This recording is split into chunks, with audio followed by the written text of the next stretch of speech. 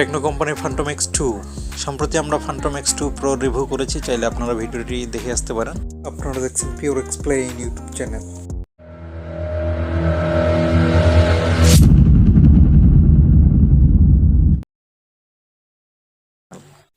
ঠিক Phantom X2 প্রোর মতো Phantom X2 এরও একটি নজরকাড়া প্রিমিয়াম ডিজাইন এবং মিডিয়াটেক ডাইমেনসিটি 9000 চিপসেট, একটি বাঁকা AMOLED ডিসপ্লে এবং একটি বড় ব্যাটারি।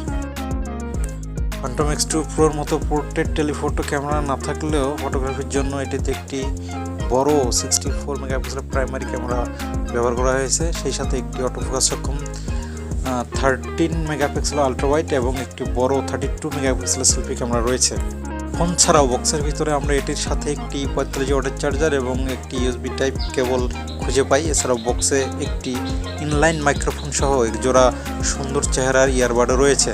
এখানে কিন্তু শেষ নয়, টেকনো আপনাকে একটি ফ্রি হার্ড কেসও দিচ্ছে, যা দেখতে বেশ ভালোই। টেকনো সত্যিই ফ্যান্টম X2 এর খুচরা প্যাকেজে অল ইন করেছে। বক্সে আপনি যে সমস্ত অতিরিক্ত জিনিসপত্র পান সে সম্পর্কে অভিযোগ করা কঠিন।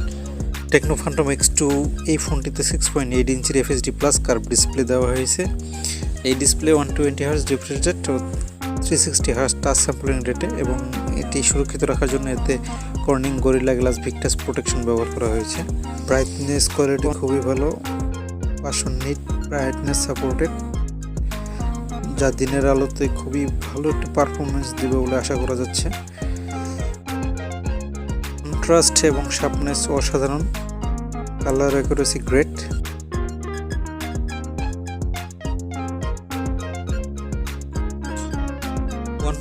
Hz রিফ্রেশ রেটে এটি স্মুথলি ভালোভাবে কাজ করতেছিল, বেশ ভালোই। ওয়ান সিঙ্গেল স্টুডিও স্পিকারের সাথে USB type C port, sound quality যথেষ্ট ভালো। ফিঙ্গারপ্রিন্ট আন্ডার ডিসপ্লে দ্রুতই কাজ করে, এটি নিয়ে কমপ্লেন করার কিছু নেই।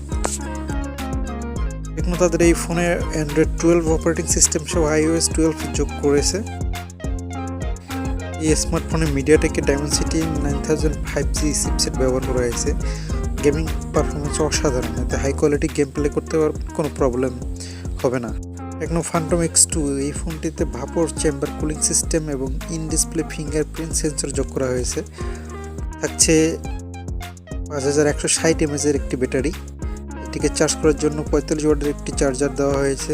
চার্জিং স্পিড নাথিং স্পেশাল, এটিকে চার্জ করার জন্য 1 ঘন্টার বেশি সময় লাগবে ফুল চার্জ করার জন্য। এই ফোনটির একটু বড় ক্যামেরা থাকছে, 64 মেগাপিক্সেল প্রাইমারি ক্যামেরা, 13 মেগাপিক্সেলের আলট্রা ওয়াইড এবং 2 মেগাপিক্সেলের ডেপথ সেন্সর।